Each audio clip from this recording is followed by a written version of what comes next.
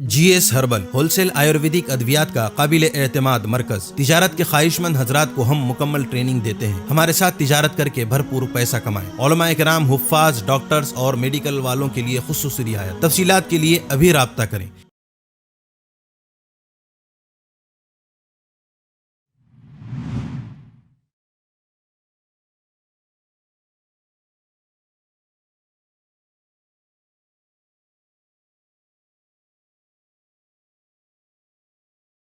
अस्सलामु अलैकुम वरहमतुल्लाहि वबरकातुहू। वालेकुम अस्सलाम वरहमतुल्लाहि वबरकातुहू।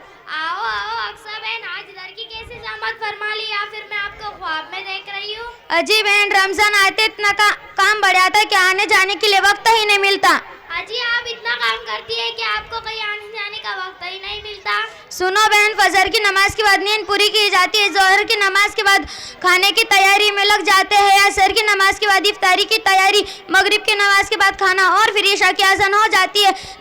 नमाज और तरावी को 11 बज जाते हैं। बस इसी तरह दिन गुजरता है। अच्छा बहन, ये तो बताओ, रोजे तो पूरे हो रहे हैं ना? अरे बहन, मुझसे सारे काम होते हैं, बस मेरे लिए रोजे रखना बहुत मुश्किल है। अरे बहन, आपसे सारे काम होते हैं लेकिन रोजे रखना क्यों मुश्किल है?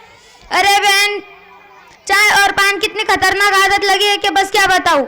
अरे बहन, ये तो बहुत अफसोस की बात है कि आप चाय और पान की आदत की वजह से रोजे खा जाती हो। माशाल्लाह, आप तो बहुत समझदार हो, नमाज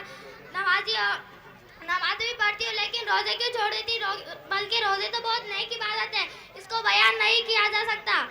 आप इस दुनिया के ख्वाहिश को छोड़ नहीं सकती तो क़यामत के दिन कैसे बर्दाश्त करोगी? अरे बहन, कयामत के दिन क्या होगा और क्या बर्दाश्त करना पड़ेगा? अरे बहन, कयामत का दिन बहुत सख्त होगा। उस दिन जमीन तांबे की होंगी और सूरज 100 गज नीचे आ जाएगा और जो बड़े बड़ी पहाड़ियां हैं वो गालों की तरह उड़ रही होंगी। मेरी बहन, अंदाजा लगाओ, जब जमीन तांबे की होंगी, सूरज 100 गज नीचे आ जाएगा तो उसकी गर्मी का क्या आलम होगा? उसकी तपिश को हम किस तरह बर्दाश्त करेंगे? इसके बारे में सोचा है कभी? अरे बहन बस करो, बस इसी तरह तो हम हल्के हो जाएंगे। इसकी गर्मी और तपिश ने बचने का रास्ता क्या है और कैसे बच सकते, ये बताइए, आपकी बहुत मेहरबानी होगी। अरे बहन, इस दिन के गर्मी से और कयामत के होलाके से वही इंसान बचेंगे जिसने दुनिया में अल्लाह की फरमा बरदारी की होंगी और अल्लाह के लिए अपने ख्वाहिशात को छोड़ा होगा, अपने आप को बुराइयों से रोका होगा, फजाइल की पाबंदी की होंगी। माशाल्लाह, आप तो बहुत समझदार हो, नमाजें भी पढ़ती हो, लेकिन रोजे क्यों छोड़ देती हो? बल्कि रोजे तो सिर्फ साल में एक ही महीने के लिए आते हैं और रोजेदार बनने से अल्लाह ताला बहुत खुश होते हैं।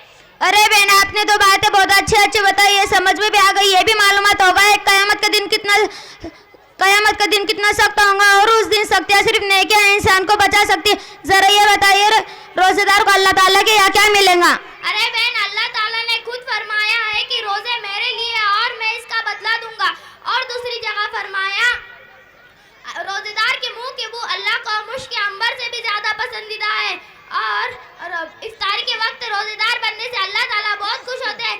और भी बहुत से फजाइल आप हदीस की किताब में पढ़ सकती है। अच्छा बहन, मैं आज ही से अपने आप को तैयार करती हूँ और कल से रोजे रखूंगी और हर साल रोजों की पाबंदी करूंगी इंशाल्लाह।